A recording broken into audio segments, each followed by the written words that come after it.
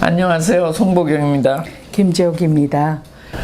8월 2일부터 8월 7일까지 세계 모유 수유 주간으로 우리가 행사를 하고 있는데, 네.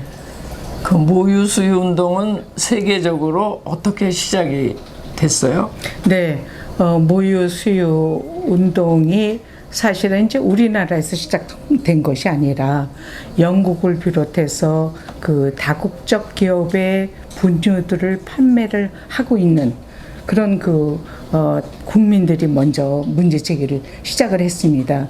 그러니까 1970년대에 네슬레라고 국제적인 알려져 있는 분유 제조 회사가 있는데, 그 회사를 비롯해서 그 다국적 기업 분유 회사들이 아프리카라든지 또 그 아시아 같은 중에 그 발전도상국에 이런 모유 분유를 판촉을 많이 하면서 그 분유를 먹이기 시작을 한 거예요. 근데 사실은 이제 우리도 옛날에는 어려웠지만은 아프리카 같은 경우는 물도 위생적이지 못하고, 그리고 이제 돈도 사실 또 넉넉하지 못하니까 그 분유를 굉장히 조금 집어넣어서 10개 타서 그 다음에 비위생적인 물에다가 타서 아이들에게 주는 그런 일들이 일어났고, 그래서 뭐 설사라든지 이렇게 분유를 먹고 사망하는 아기들의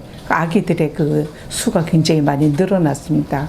그래서 결국은 그 의사들이 맨 처음에는 분유를 먹일 때 처방을 해야만 됐었지만, 그것을 좀 자유롭게 해준다고 해서 시장에서 이게 판매가 되다 보니 결국은 아기들이 사망하는 일들이 많이 일어났기 때문에 유럽의 그 단체들이 중심이 되고 유럽의 의사들이 같이 참여를 하면서 이런 그 분유들이 과도한 판촉 행위를 하는 것을 국제적으로 기준을 만들어서 판촉을 못하게 하자 하고 이제 많이 모여가지고 여기에 대한 제안을 했고, 그래서 1980년도에 그 WHO라고 세계보건기구가 그 모유 대체품, 그러니까 분유 등에 대한 판매를 규제하는 그런 규약을 만들었습니다. 그래서 이 규약에 의해서 과다한 또 허위 이런 광고 판촉을 통해서 분유를 판매하고 있는 것을 국제적으로 막는 그런 것이었고, 그것이 이제 바로 네슬레 보이콧이라는 이름으로 전 세계적으로 알려졌죠. 근데 WHO에서 이것을 규약을 이제 각국이 투표를 할 적에 우리나라가 좀 문제가 있었다 그랬죠? 그러니까 이렇게 어떻게 보면 이제 민간 단체들이 처음에는 다국적 기업의, 그러니까 다국적 분유 회사들의 판촉이 너무 과하다. 그러니까 그것을 적절하게 하자 하는 이제 캠페인을 벌이고 있었는데, 그 중에 유럽의 한 단체가 그 상황을 보고하는, 어떻게 보면 폭로하는 조그만 책자를 냈는데, 또 그 책자를 스위스의 어떤 단체가 번역을 했는데, 그거를 어떻게 했느냐면 네슬 kills a baby 이렇게 해서 네슬이 아이를 죽인다. 그러니까 네슬이 그 민간 단체에 대해서 이제 소송을 한 거죠. 그러니까 이것은 너무 과하다. 이래가지고 분유를 먹이지 말자 하는 것이 초점을 맞춰가지고 네슬 보이콧 이렇게 해서 이제 전 세계적인 운동이 됐고, 네슬레 제품은 이제 그 당시에 보면은 조제 분유에 한했지만 그것이 확산이 돼가지고, 왜냐면 소송 이후에 그게 비윤리적인 기업의 행위로 확산이 돼서 네슬레에 있는 모든 제품에 대해서 그게 확산이 돼서, 특별히 그게 아주 강한 나라가 영국이다 이렇게 보여집니다. 네. 그래서 이제 이 운동을 전 세계적으로 확산하기 위해서 결국은 국제유아식품망이라고 하는, 아까 이부판이라고 얘기를 했는데 그 단체에 각국의 그 소비자 단체, 여성 단체, 또 그 의료기관 단체 이런 데들이 다 같이 모여가지고 그 네슬레를 비롯해서 그 유럽의 다국적 그 기업들 또 미국의 다국적 기업의 그런 그 방초 행위를 전부 다 조사를 하고 문제 제기를 했는데 굉장히 문제가 많은 것으로 나타나서 결국은 그 세계보건기구의 총회에서 이 규약을 만들고 이 규약이 그 총회에 통과가 됐었습니다. 근데 이때 이제 한국은 미국인 반대를 했고 한국은 기권을 해서 한국은 왜 미국 따라서 이렇게 모든 나라가 찬성을 하는데 기권했느냐 그런 이야기를 저희한테 하면서 한국에서도 제발 이 모유 운동 그리고 분유의 판촉의 문제점에 대한 것을 그 행동으로 나타내서 보이콧 운동을 같이 하자 해서 저희 한국에서도 그 모유수유 운동, 보이콧 운동을 시작했죠.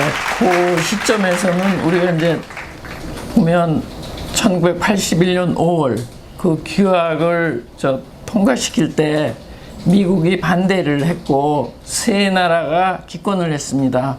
그런데 우연히도 그 세 나라가 일본, 아르헨티나, 그 다음에 이제 국제적으로 이제 사우스 코리아, 한국이 했기 때문에 이게 어떻게 된 거냐, 어떻게 한국이 그럴 수가 있느냐, 이제 이렇게 해서 그 문제가 됐고, 그때까지도 한국에서는 한국 정부가 거기에 대해서 기권한다는 것이 몰랐죠. 알려지지도 않았었는데, 네. 이제 소비자단체를 통해서 그거는 제 자신이 아나 파달로부터 그 소식을 듣고, 제가 외국에서 듣고 그 사실을 김재욱 회장한테 알렸고, 김재욱 회장은 또 그 사실을 조선일보에 그 신세미 기자가 알려서 그게 기사화됐죠. 그러니까 코드 제정의 그 내용이 알려진 것은 그런 형태를 해서 알려졌고, 그 이후에 이제 그 한국이 기권을 한 치사한 나라이기 때문에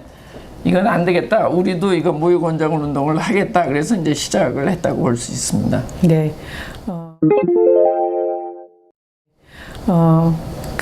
지금 이제 그 세계적으로 그 다국적 기업들이 어떻게 하고 있는가 하는 것에 대한 사례를 저희가 이제 국제회의에서 보고 와서 한국의 상황을 보니까 한국에서도 그 우리나라 그 분유 회사들이 그 아주 과도한 광고를 하고 있는 걸 볼 수가 있습니다.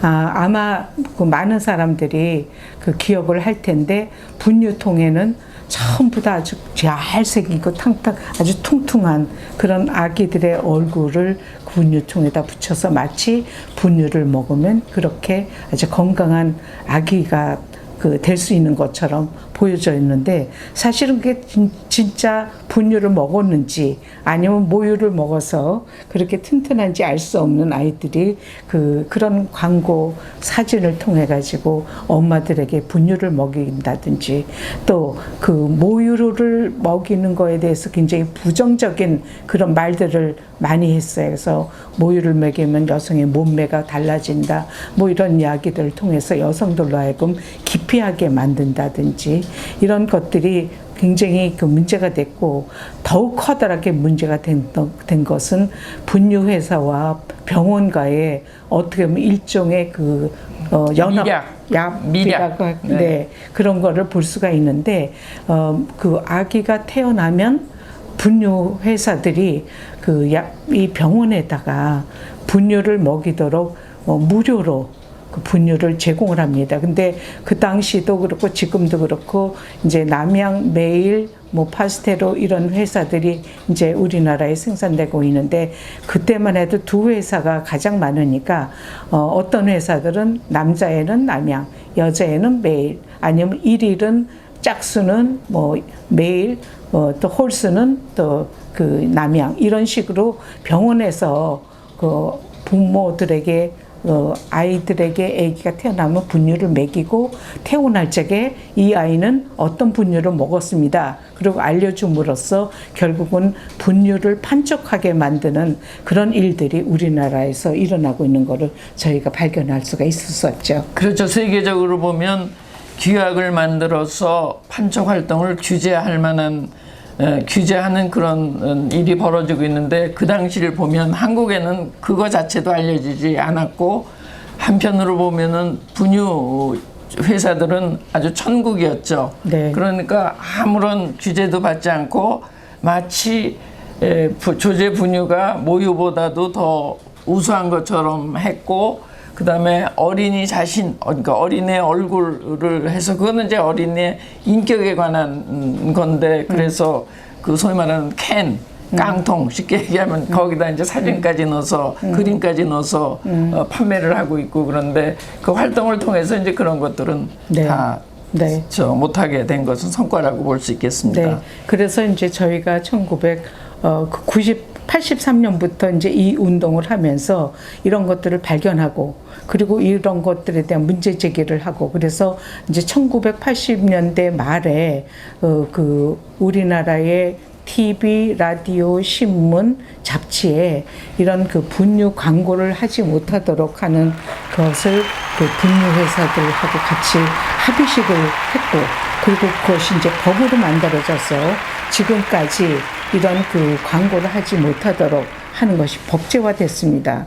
근데 그 이후에 이유식이라는 이름으로 다시 분유 회사들이 6개월 이후에 아이들에게 먹일 수 있는 분유라는 것을 또 이유식이라고 해서 만들었는데 그것이 분유 회사하고 이름을 똑같이 만든 거예요. 그래서 결국은 연상작용을 해서 그 회사의 그 이미지와 분유 회사의 그 회사명 또 상품명을 그렇게 결국은 부모들이 알게 만들기 때문에 또 규제개혁위원회에서 이것은 연상을 시키는 그런 이 분유 회사들의 그 판촉은 금지해야지 된다. 그래서 그것도 금지했는데도 불구하고 결국은 지금도 이런 그 분유 회사와 비슷한 그런 그 제품의 분유들이 나오고 있는 것을 볼 수가 있습니다. 그 중에서 우리가 한 것 중에 굉장히 의미가 있는 것이 그 병원에서 그 모유 수유를 하도록 촉진한 그런 거죠. 그러니까 예를 들어서 분유를 먹일 적에 한 번 먹일 적마다 그 1회당 1,000 얼마씩을 산모한테서 받는데 그 병원에서는 그 돈이 이렇게 들어오는 수입원이기 때문에 모유를 먹이면 아무도 돈을 안 주는데 분유 먹이니까 돈이 들어온다. 그래서 분유를 장려하는 그런 일이 있어서 우리가 정부에다가 모유를 수유할 적에 모유를 수유시키는 간호사와 의사들에게도 똑같이 그 분유 1회에 돈을 주는 만큼을 병원에다 줘라. 그래서 복지부 장관하고 저희가 그것을 단판을 져가지고 의료공단에서 지금까지 그 병원에서 아기가 태어나면 그 병원에다가 모유 수유를 하기 위해서 주는 그런 비용을 지금 주고 있는데 얼마 전에 저희가 그것을 조사해 보니까 병원에서는 이제 옛날 그 역사를 모르니까 이게 무슨 돈인지도 모르고 그냥 병원에서 들어오니까 다른 비용으로 다 처리해서 써버리고 있다. 그래서 저희가 이거는 다시 그 모유 수유를 하기 위해서 애를 쓰는 간호사와 그리고 의사한테 이런 비용이 가서 분유를 수유하는 게 아니라 모유를 수유할 수 있도록 이거를 해야지 된다. 그렇게 주장을 지난 회의에 그 국회에서 했었습니다. 예, 그러니까 우리가 이제 운동의 이렇게 흐름을 보면 제일 처음에는 유럽이라든지 미국, 뭐 한국 마찬가지지만 그 과도한 판촉 행위를 중단하는 행위. 그러니까 이제 광고나 그 의료기관의 판촉에 대해서 이제 모니터링을 했다고 하면 네. 거기에 그거 이제 없어진 게 아니라 거기가 더 해가지고 왜냐하면 이제 분유 회사들이 한국뿐만 아니라 또 외국에서도 이유식이라고 이름을 붙여가지고 그러니까 쉽게 얘기하면 홍길동 이렇게 해서 이제 조제 분유를 만들었는데 조제 분유는 광고가 안 된다. 그리고 이제 이유식이 되니까 그거를 홍길동 A 이렇게 해가지고 1, 2 네. 이렇게 판매하기 이제 시작을 한 거죠. 네. 그러니까 이제 그것도 못하게 할 뿐만 아니라 이제 단계를 한 것이 역량, 아이들에게 그 역량을 강조하는 그런 이제 단계로 됐고, 최근에는 이제 지구까지도 올라와서 이제 지구까지도 저 연결시켜 가지고 모유수유야말로 지구를 지키는 운동이다. 이렇게 해서 2020년에 그 주제가 모유수유 주간의 주제가 되기도 했죠. 그러니까 시장 모니터링, 그다음에 역량의 중요성, 그다음에 지구 보존의 중요성, 이런 단계로 진화 발전한다고 볼 수 있겠습니다. 네. 우리가 그 어머니들이 그 모유를 수유할 뿐만 아니라 이유식이라든지 그거와 관련된 여러 가지 그 아이들의 그 식품을 구매를 할 적에 이런 과도한 영양의 문제도 고려해서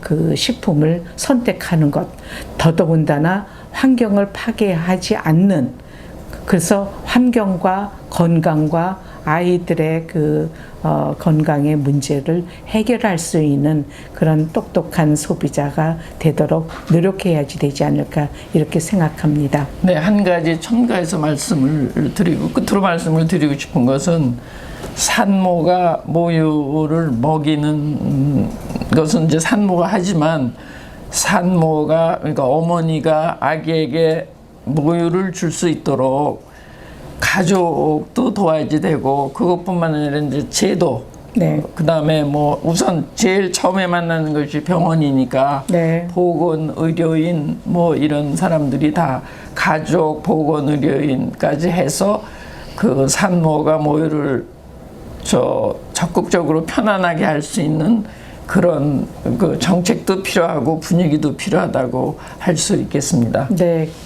자, 이상으로서 오늘 이야기를 마치도록 하겠습니다. 고맙습니다. 고맙습니다.